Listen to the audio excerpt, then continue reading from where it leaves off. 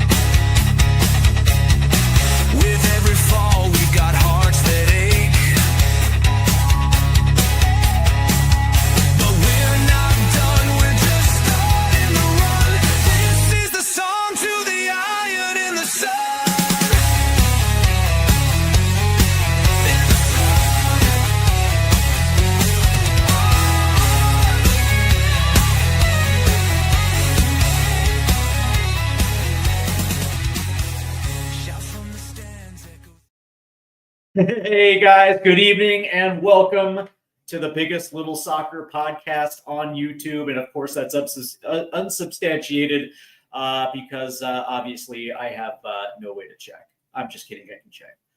Welcome to Stateside Footy. And of course, it is Thursday. And tonight, man, it's going to be a big show because we are playing stock up and stock down. But before we get to it, make sure you hit the like and subscribe buttons. And, of course, hit the notification bell so you do not miss out on any content this upcoming weekend, as I believe it is the return of the MLS playoff live stream. And, of course, we have a couple big Western Conference showdowns in the quarterfinals. So that is going to be an absolute banger this weekend. So stay tuned for that. So make sure you turn on the notification bell on top of liking, subscribing so you don't miss that. All right. So it is stock up and stock down. Now that we have had a full day in between both of these friendlies versus Paraguay and Uruguay, and of course the chef's kiss, that 5-1 victory over Uruguay.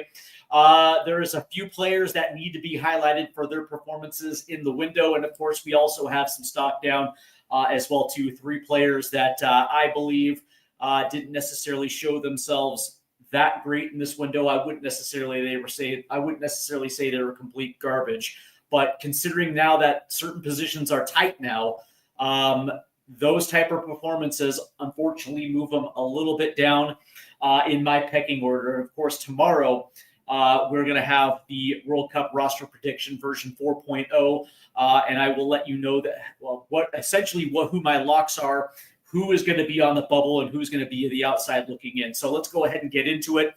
And we are going to start with this guy right here in the stock up category. And of course, it's Gio Reyna. And of course, you knew he was going to be number one on my stock up, because the interesting thing about this is when a guy is not with the national team for more than a year, you're not necessarily expecting certain things from him, especially when you look at the forward group.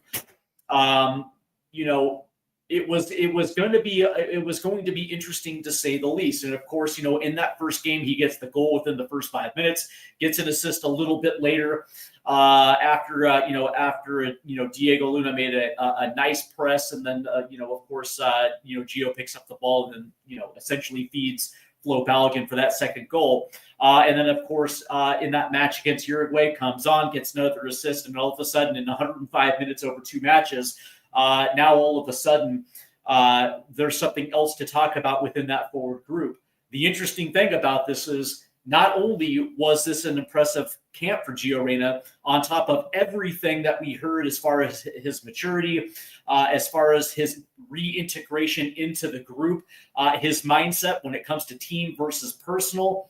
And when you consider just 6 months ago when I was talking about this team, post Nations League, and whether essentially wondering exactly how this group of 10s was going to materialize over the course of 2025 as being kind of like striker, kind of not necessarily deep. And now all of a sudden, 6 months later, when we have a formation change, now you're looking at Christian Pulisic, you're looking at Malik Tillman, Gio Reyna, Diego Luna, and now all of a sudden, this position group actually has some depth to it, to the point where you kind of like it. You can also throw Weston McKennie into this group as well too, and now all of a sudden you have 5 guys who can be trusted at this position to not only essentially be the guy to pull the string, but also when you look positionally, and just how Mauricio Pochettino has assembled them to play to their strengths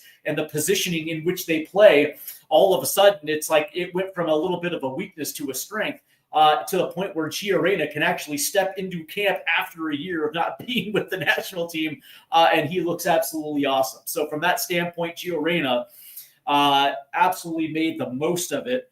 I think of all the guys, Gio Reyna is the one that made the most of this November camp, to the point where it's like, if you're paying attention to USMNT social media, whether that's on TikTok or X or Facebook or Instagram or wherever you get your USMNT media from, you see a lot of guys talking about Gio Reyna being in the World Cup roster.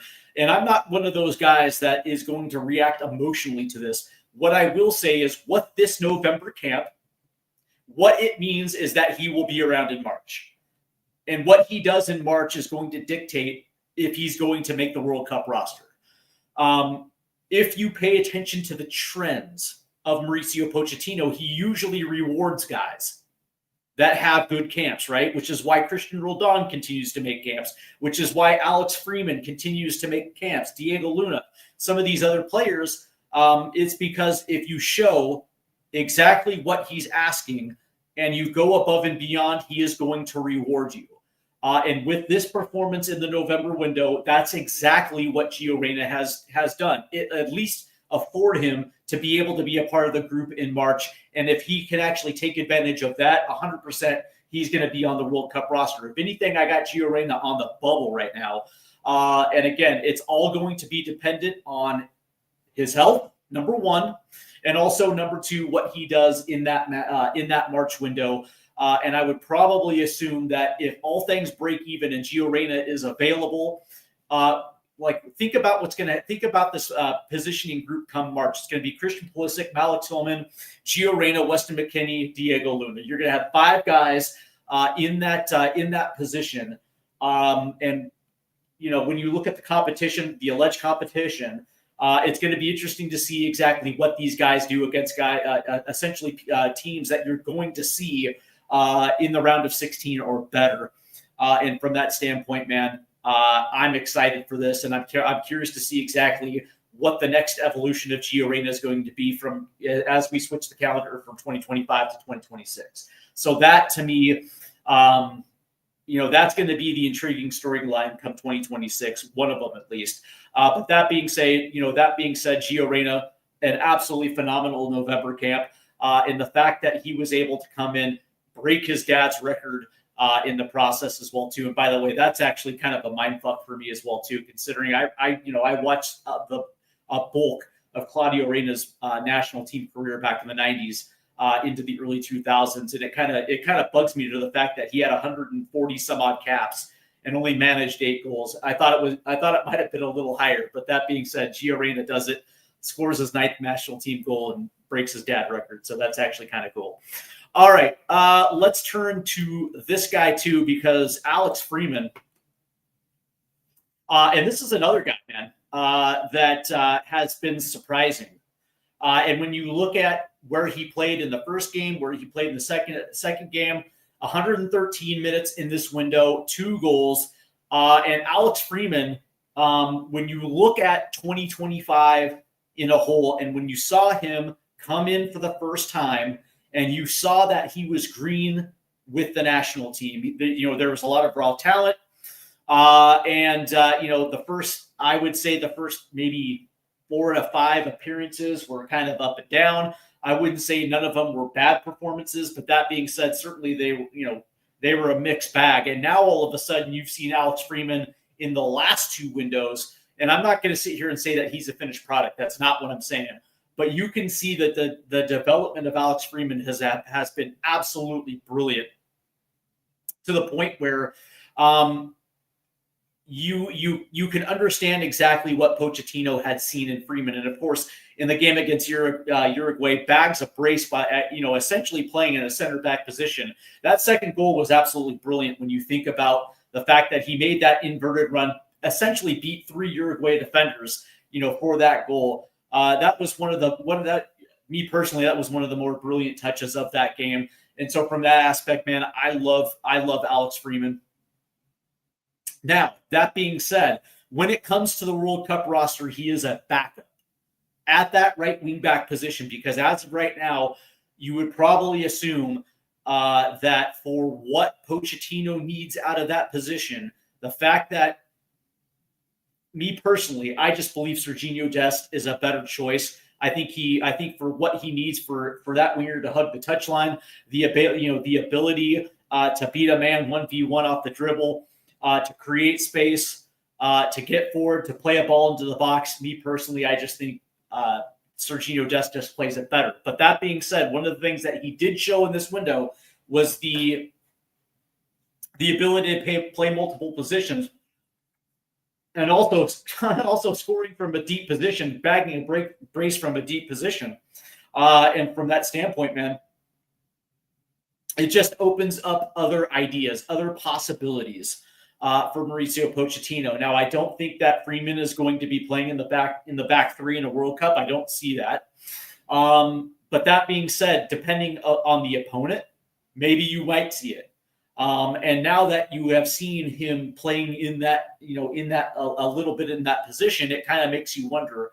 But what it does is it also raises his value. And I think that's the one thing that it cannot be overlooked, right? The trust value that Mauricio Pochettino has in Alex Freeman, and the unwavering trust, which to me, I think it says volumes, because the kid has the right attitude, right? He comes into camp, he doesn't talk, he works hard, and he fights hard for the badge. And I think that's something that shouldn't be overlooked.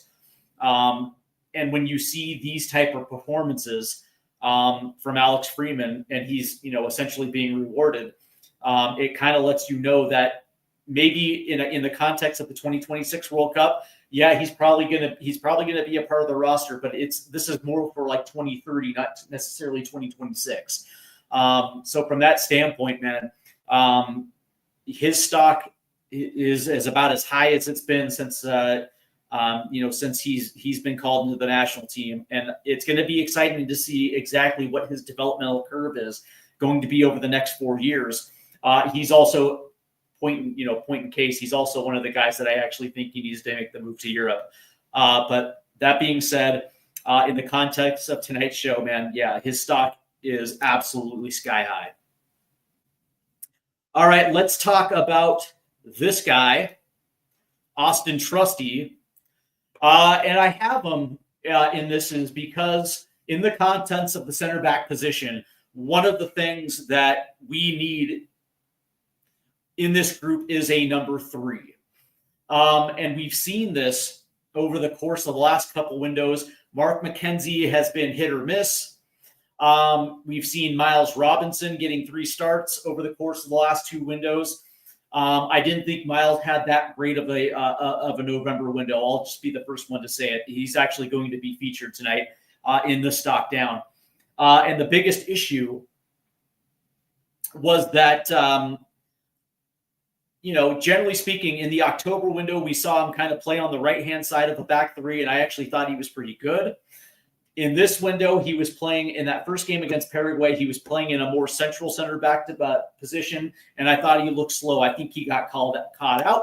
I think he got caught a little ball watching a little bit on that goal against Paraguay, and I just don't necessarily think he's necessarily got the feel for that position. Can he do a job on the right hand side? Sure, but that being said, when you look at that back 3 in totality, and the idea of Chris Richards on the right, Tim Ream in the center, your most experienced center back in the center, and a guy like Austin Trusty on the left-hand side, it makes the most sense. When you look at Austin Trusty, a 98% passing accuracy in the win over Uruguay, he had an assist in that one as well too.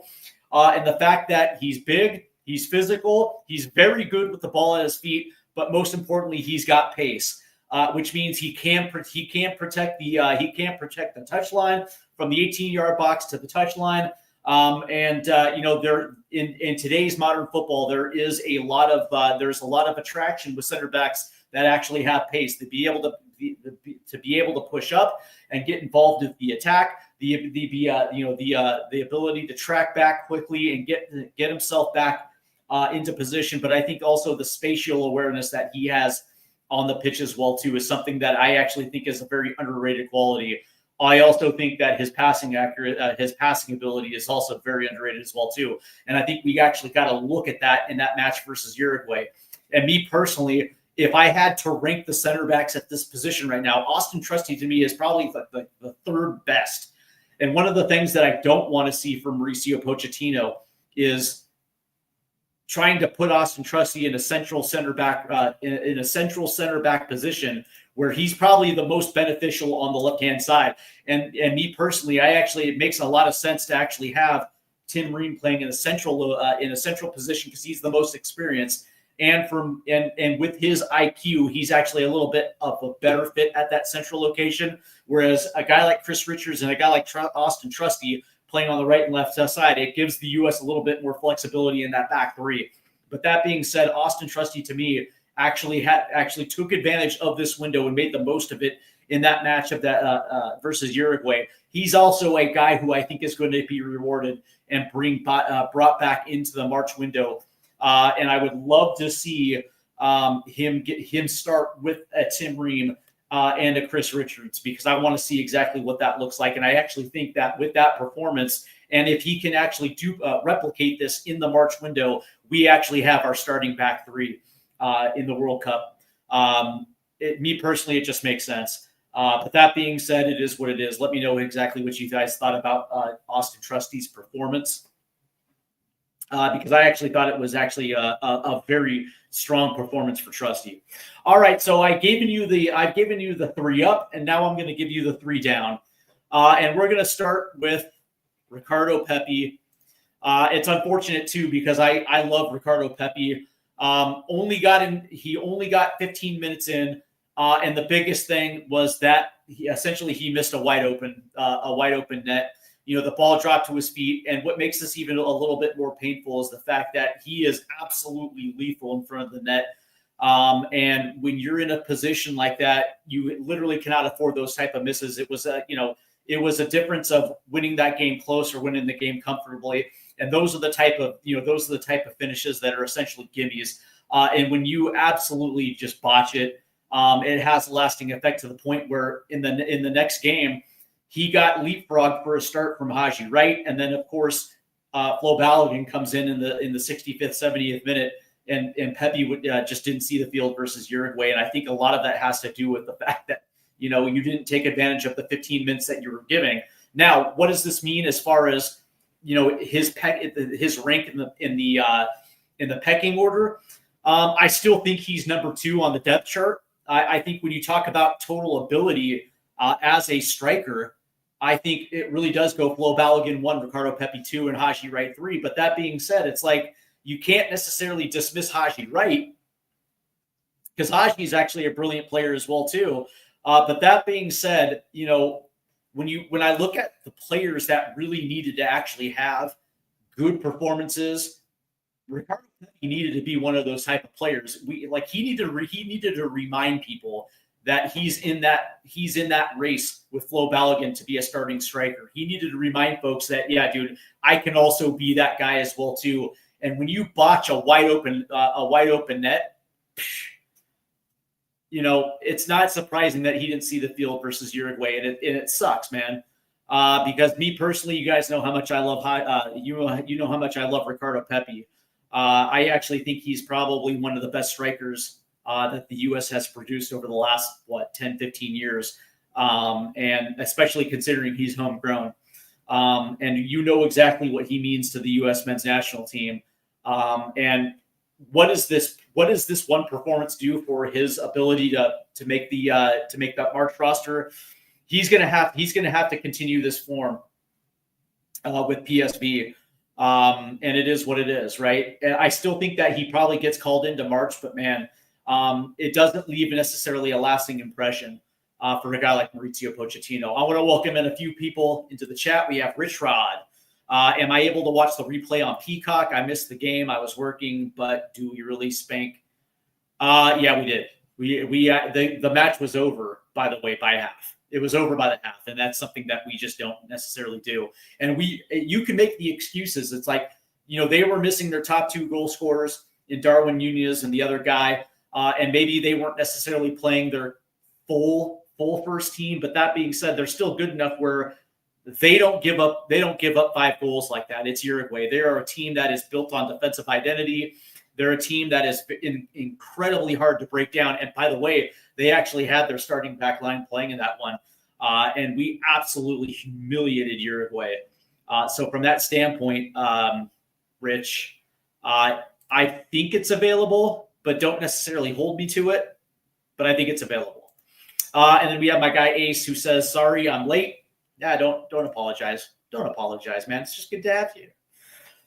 So yeah, the interesting thing is it's like, Haji gets rewarded by coming into this window for his performance versus Australia, and it was warranted, right? But as soon as Ricardo Pepi missed that open net against Paraguay, I had a feeling that Haji was probably going to start. That's just the way that I felt. Sure enough, he started. I thought Ricardo would probably still get some minutes, but it is what it is. And so from that standpoint, man, Ricardo's got a lot of work to do between now and March to prove that he belongs in that roster in March. And it's almost like it almost feels like he's kind of like in that Gio Reyna position where it's like, in order for him to make the World Cup roster, he's going to absolutely have to have a monster March camp, and he's going to have to score in it as well too. Again, just to remind folks, I still think there's a possibility they carry 3 strikers in the World Cup, and I still think Ricardo Pepi's probably going to be one of those guys. Ace says, "Yeah, Uruguay is still Uruguay at the end of the day, yeah, and they absolutely beat us senseless essentially in the Copa America as well too. I know it was 1-0, but whatever." Here's another guy who I didn't. This is just me. If you're, I guess you can say, if you're a casual fan and you hop onto spots like FOTMob and you see his ratings, it's like, oh, okay, he had a good game. It's like, nah, not really.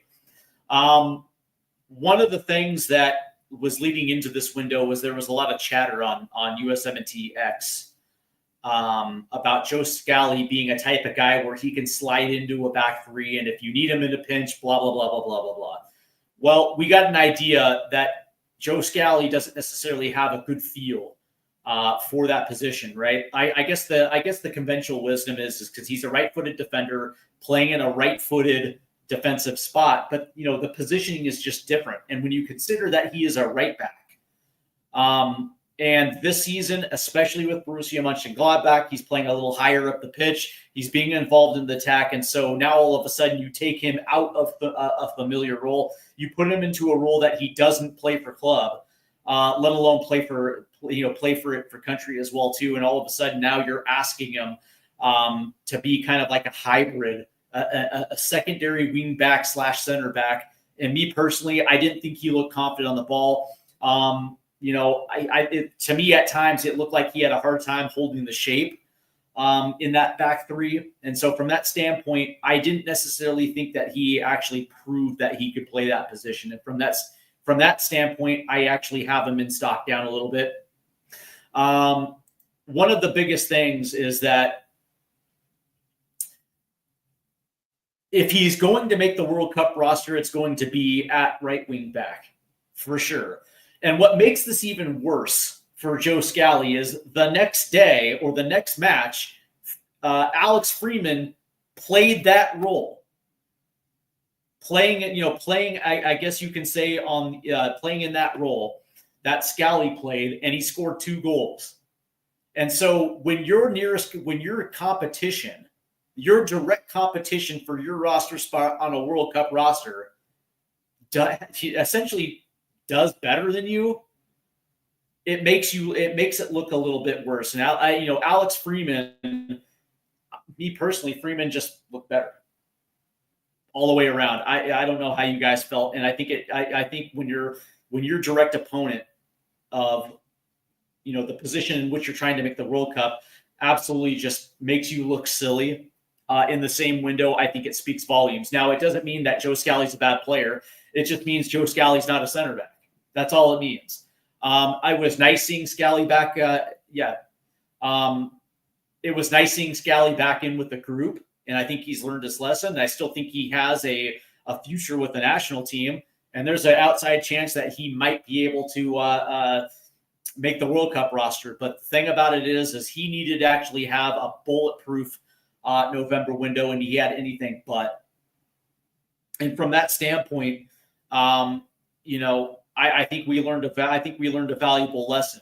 And I tend to agree with Ace here. He says that Scally didn't play well in the back three, and at the club, well, yeah, he plays as a wing back for Borussia. And he says, I feel a lot more comfortable with Freeman as a center back in the as a part of the back three. I do too, right?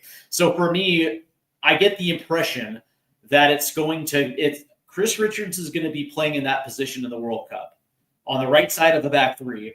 And I think it's going to be Tim Ream, and it's going to be either going to be Miles Robinson or it's going to be Austin Trusty. And I think they carry maybe 1 or 2. It's going to be, there's the four that's going to make the roster is going to be Richards, Ream, Trusty, McKenzie, and then Miles Robinson is probably on the outside looking in. Maybe they carry 5. And then those are going to be the 5 that are going to be in camp. And then what you do is then if you have a guy like Freeman, you're gonna be able to find minutes versus certain opposition, right? So, for instance, like if you want to carry essentially, if you want to have one of those back three be like a hybrid wing back, center back type of player, as we saw in this window, and it's going to be you're going to deploy Serginho Dest and Alex Freeman. And Freeman's going to play a little higher up, as he kind of did in this in that match versus Uruguay. Yeah, you can pick and choose if you want to play that a little bit. But from the standpoint, I would probably assume, I would have Richards, McKenzie, and Freeman as your back three in the World Cup. In the World Cup, I don't know. I don't think that's going to happen. But I like it though. But I don't think so. McKenzie, it's weird because Poch has given McKenzie, by the way, he's given him playing time in the last couple windows, and he hasn't looked bad. He just hasn't looked great. And what was interesting about this is for me in this window, especially at the center back position with Chris Richards out, the guy that I was looking forward to seeing the most was Austin Trusty, and I think Trusty actually knocked it out of the park. I think Trusty actually had the best performance of all center backs in this window, and he did it quietly, and I thought he was brilliant. I thought Trusty actually played well enough to get a call into the March window. And I wouldn't be surprised if it's Austin Trusty is going to end up being that third center back come World Cup 2026. That's my thought. But that from that standpoint, Joe Scally, I think he had a disappointing November window, and that is just my opinion. I know some people on X thought Scally had a pretty good window. Me personally, I thought it was lackluster, and I think overall it proved that he can't play center back. And in a World Cup where you're going to be playing against teams that are very good counterattacking teams and know how to move the ball out quickly. And hit switches and hit a quick switch, as we saw in that match versus Paraguay. I know that it was Paraguay, and Joe Scally got burnt. Miles Robinson got burnt. and it led to a quick goal. I mean, we took the lead, and within like 3 minutes we had conceded. So from that standpoint, that's not the type of guy that you want playing valuable minutes in the World Cup. Personally, that's just me. He says, I think he played well against Uruguay, and we really need to move from Ream. Mostly a fast competition. Yeah, but if you played Tim Ream at the central center back location, right? When you think about the fact that his soccer IQ and his ability on the ball, you're going if you deploy Chris Richards off the right and a guy like Austin Trusty, guys that are very good on the ball, that have pace, that can cover ground, but they're also spatially aware.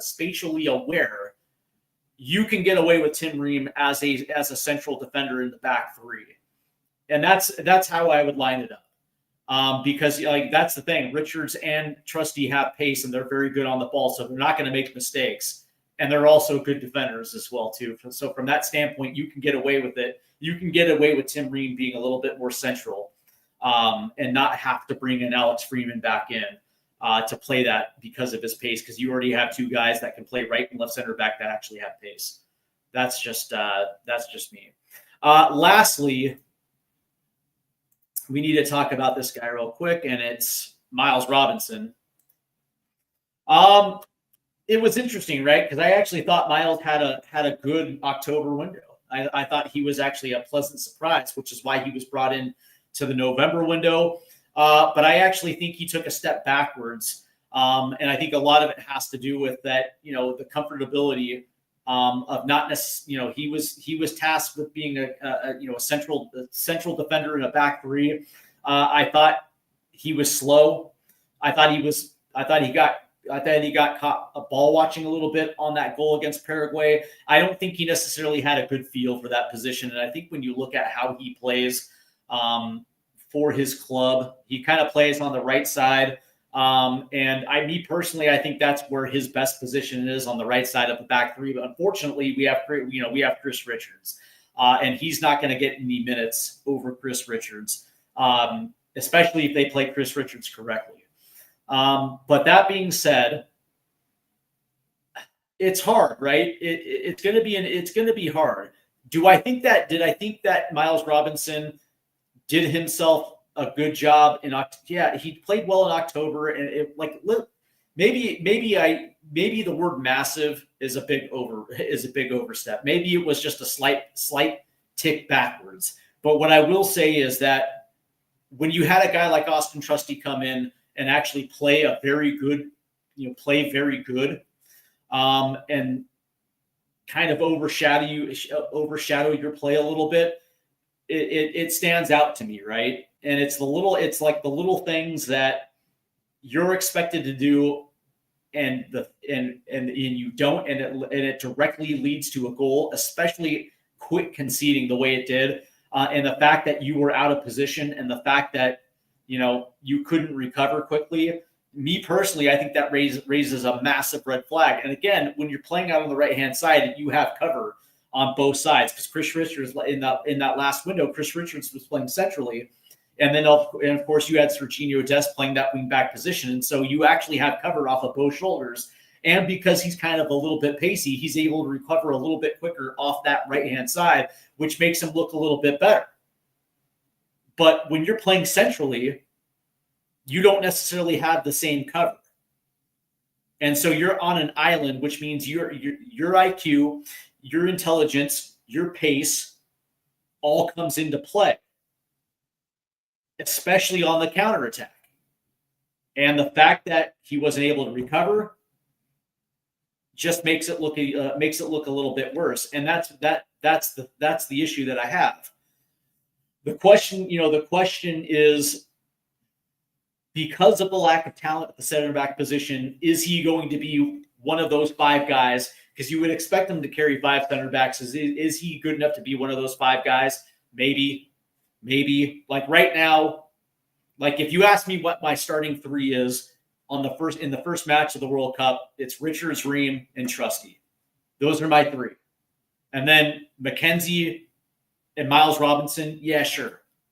Because I think there's going to be opponents where maybe one guy's a better fit, and so maybe you can chop and change for a game or something like that. But that being said, it's like, if you're going to put him in, it has to be on the right side. I think he's just far more comfortable on that side of the pitch, and I think it's just because of familiarity.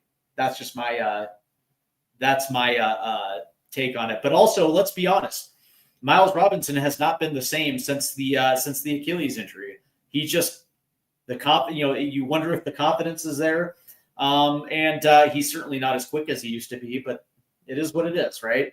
So from that standpoint, I don't here, and I think it plays into us. I think what plays into it is the fact that Cameron Carter-Vickers will not be ready. So I think that plays into his favor.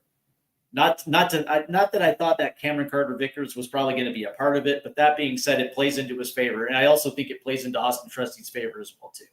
So from that standpoint, the way that I look at this is, it's like, was his play bad to the point where he doesn't get called in March? That's a very good question.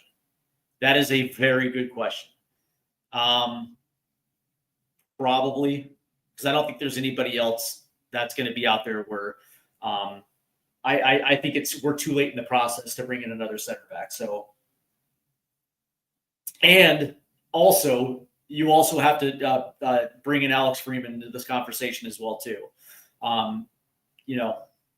Alex Freeman, played some center back in this window as well too, and I thought he looked actually pretty good in that position as well too. So you do have other components that we have to consider in this.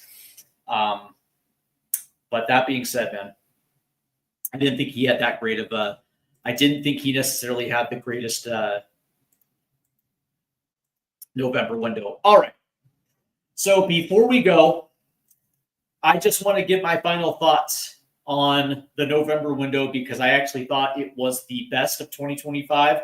I think we backed up our best win of the year, the 2-1 win versus Paraguay. I think we backed it up with even a better victory, a 5-1 victory over Uruguay, to the point where it was over at the half.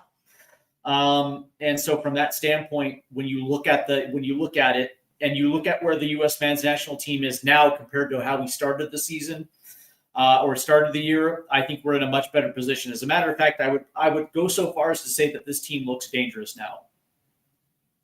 And when you think about the steps that it took to get to this point, where it took a while for Mauricio Pochettino to convince these players that heart and fight actually matter. And when you get to that point, then you can actually start having conversations about position competition. The first thing that had to change was the mentality, and it's something that doesn't happen overnight. It's not like you can snap your fingers and all of a sudden you go from taking the national team for granted, taking international windows for granted as something that you're just going to meet your friends, you're going to go out to dinner, you're going to go golfing, some of these type of things, and all of a sudden, you go from that and the inmates ruling the asylum to now Mauricio Pochettino runs the asylum. And by the way, if you're not going to take this seriously, you're not going to be here. And we saw that in 2025. We actually saw a lot of that in 2025, that he was more than willing to, bring in the Sebastian Berhalters and the Jack McGlynn's of the world over certain established national team players. And so for a lot of 2025, some of those guys were on the outside looking in until they actually got the gist of it, right? Where the national team comes first. It's the badge on the front, not the name on the back. And I think that over the course of 2025, he got a lot of guys to buy in. And I think where we're looking at it now is not only has he put the team in the best position to succeed, but I also starting to think we're starting to see some good performances from a lot of these guys. And it makes me personally, I'm fired up for 2026. It makes me think that we're going to be able to compete against any team in the world, right? We're back to the grassroots of what the national team has always been, which has been a tough, a tough team that doesn't give a shit about who's in front of them. They're going to go out there and they're going to try to make that game hard, right? That was the best part about the national team, I guess you could say, in its glory days, is the fact that you were going to get a match from the U.S. Yeah, you might have better talent, but it's not like you're going to go out there and blow us out by 3 goals. Like, we're going to fight and scratch and claw for every single inch. We're going to compete for every single 50-50 ball, and we're going to make you beat us. And if you do, congratulations, we'll tip your cap to it, but you're going to have to earn it. And I think we're back to that now. And I like it because that is the blood, the life force of what the U.S. national team has always been, which has just been a tough, scrappy team. And I like it. But what I also like is the fact that we have better talent. And I think what's interesting about this, and I'm going to close with this, is that under Greg Berhalter, I don't think we got the best of the talent of what is considered the golden generation, right? I believed in the golden generation because when I see some of these players and I see some of the clubs that they play for and the rules that those players have for those clubs, they're playing at a high level. But we never seem to get those type of performances for the national team. It always felt like these players were on vacation in a U.S. shirt. And if it came to a Copa America or it came to a Nations League, they just felt like they could show up, turn it on, and potentially win a trophy. And it's like, that's not how it works, right? Like, you have to be able to be ready. If you get called in, you have to be ready from the moment that you step off that plane. And I think that is the difference between the start of 2025 and the end of 2025 is the players understand exactly what their role is, what's expected. And from that standpoint, I think only good things are going to happen between now and then, between now and the start of the World Cup 2026, because it's a massive responsibility to be a host nation. It's a massive responsibility. And the last thing that this national team can afford is to get grouped in a World Cup on home soil. It's like, it almost feels like in order for this to be successful, they have to at least get to the quarterfinals. And it feels like we actually have a team that potentially could pull off something like that. And of course, if they do, they'll go down in U.S. men's national team history to be the first to do something like that. So me personally, I look at this team. We have the talent to do it. It's just a matter of mindset. And me personally, I think we're in a better mindset than we did when Pochettino took over. So we'll see exactly how it plays out. But that being said, that was stock up, stock down. I'm encouraged, especially at the forward position, because I think Gio Reyna's performance throws in a secondary conversation now. And at that forward position, all of a sudden you went from like, who's going to be the 10 to the fact that, oh shit, we might actually have 5 now that can compete. So it's kind of entertaining, man. I like it because it kind of makes me excited for World Cup 2026. So let's see. Rich Rod says we're going to the semis at a minimum. Disgusting. Mexico and Canada getting group. You know what's funny is, like, it depends on the draw. But if you ask me, of between Canada and Mexico, who's more likely to get grouped, it's probably Mexico. I don't know. Like, a big part of me thinks that Canada might just be a little bit better. Now, it all depends on if they have Alphonso Davies back before World Cup 2026.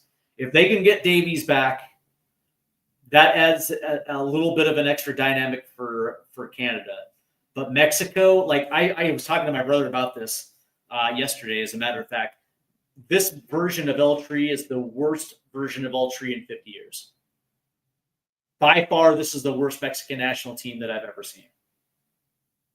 Not with Gold Cup, winning the Gold Cup and Nations League notwithstanding, because we weren't at our best in those tournaments. In Canada, you obviously didn't have Alphonso Davies for Gold Cup, but the reality is, this is the worst version of L3 that I've ever seen. And of course, I've watched every Mexican national team in my lifetime from essentially 1990 on.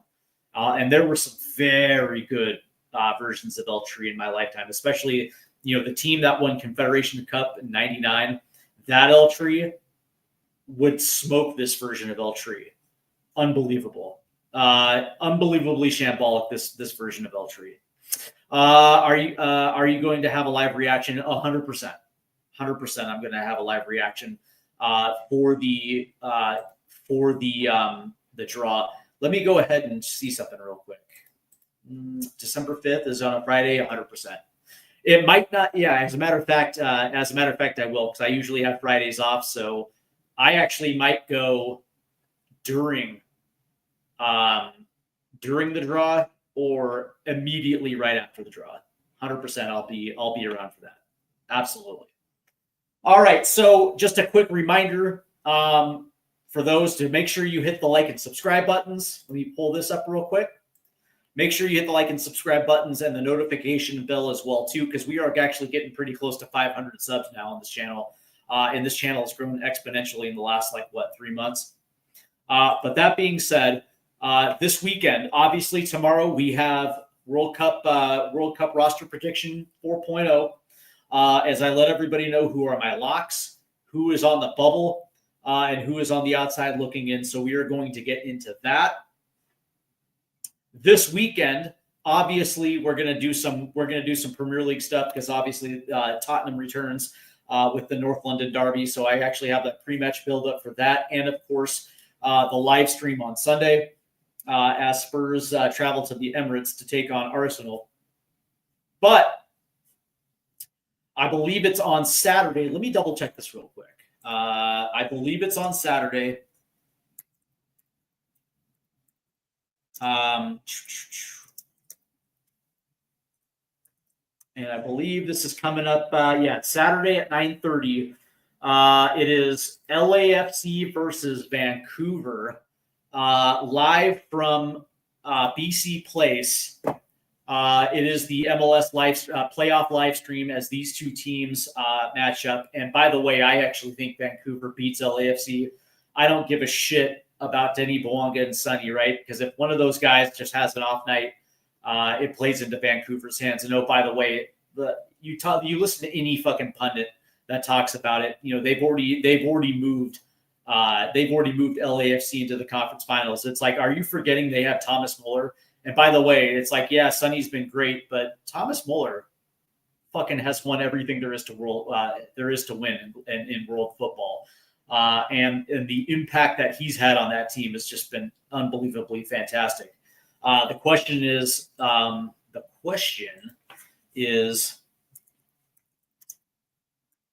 for Vancouver is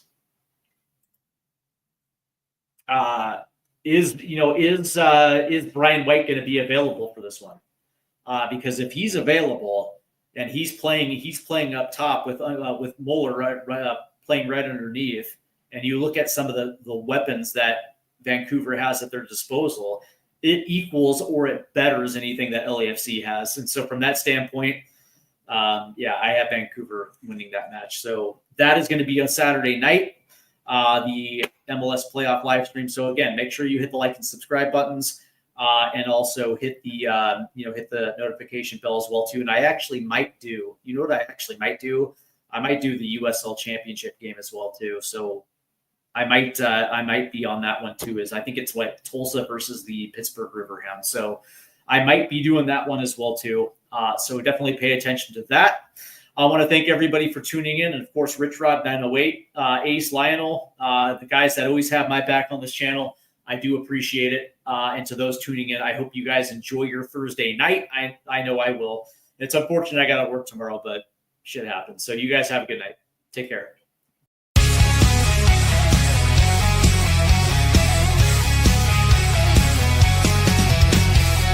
Rusted goalposts under fading skies, tattered flags waving dreams in our